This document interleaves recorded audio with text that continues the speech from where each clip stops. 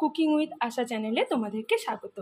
আজকে আমি তোমাদেরকে মাটনটা কিভাবে করলে খুব টেস্টি হয় সেটাই দেখাবো।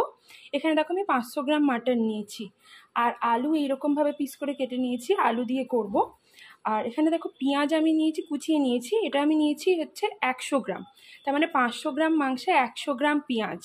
আর 1 কেজি মাটন হলে কিন্তু 200 গ্রাম পেঁয়াজ দেবে, তার বেশি কিন্তু দিতে যাবে না, কারণ মশলার পরিমাণের উপরেই কিন্তু রান্না ভালো হবে কি বাজে হবে সেটা কিন্তু নির্ভর করে। তো এখানে আদা, রসুন, টমেটো, লঙ্কা আর জিরে দিয়ে আমি একটা পেস্ট করে নিয়েছি মিক্সিতে। আর গোটা মশলার মধ্যে আমি যে দেবো হচ্ছে জিরে, শুকনো লঙ্কা, তেজপাতা, আর এখানে নিয়েছি হচ্ছে আমি এলাচগুলো একটু ফাটিয়ে নিয়েছি, নইলে খুব ফোটে। আর নিয়েছি লবঙ্গ, দারচিনি আর গোলমরিচ। এবার গ্যাসে আমি প্রথমে কড়াইটা বসাবো। গ্যাসে আমি কড়াই বসিয়ে নিয়েছি, কড়াইটা এখন গরম হয়ে গেছে, তাই গ্যাসের ফ্লেমটা আমি কমিয়ে দিলাম।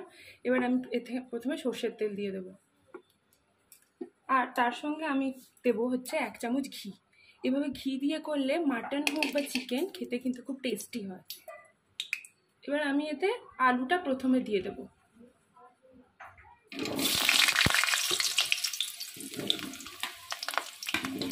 আলুটা দিয়ে আমি আলুর আন্দাজে একটু নুন দিয়ে দেবো, আর একটু হলুদও আমি দিয়ে দেবো। এবার আমি আলুটাকে বেশ লাল লাল করে ভাজা ভাজা করে নেব। আলুগুলো ভাজার উপরেও না অনেক সময় মাংসের স্বাদটা নির্ভর করে। আলুটাকে এমনভাবে ভাজতে হবে যাতে বেশি পুড়েও না যায়, আবার যাতে কম ভাজাও না থাকে। এই পর্যায়ে কিন্তু আমি আলুগুলোকে তেল থেকে তুলে নেব। আলুগুলোকে আমি তুলে নিয়েছি। এবার আমি একে একে শুকনো লঙ্কা, তেজপাতা, গোটা গরম মশলা আর জিরেটা দিয়ে দেবো। গোটা মশলাটা এখন ভাজা হয়ে গেছে, এখন আমি এতে পেঁয়াজগুলো দিয়ে দেবো। পেঁয়াজগুলো কিন্তু আমি পুরো বাদামি বর্ণের মতন ভাজবো।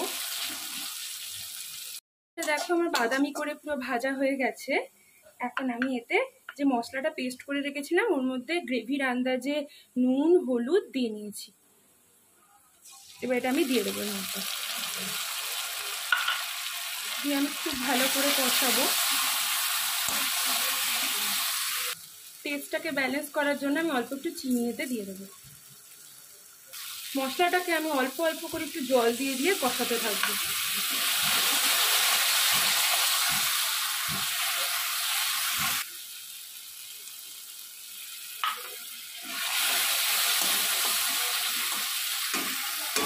এবার আমি এতে মাটনটা অ্যাড করব। মাটনটা দিয়ে আমি ভালো করে কষিয়ে নেব।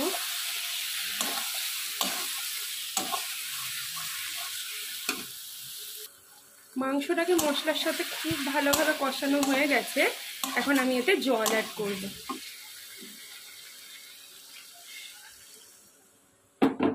এবার এটা আমি কুকারে ট্রান্সফার করব। এটা আমি কুকারে ট্রান্সফার করে নিয়েছি, এখন আমি এটাকে সিটি দেব।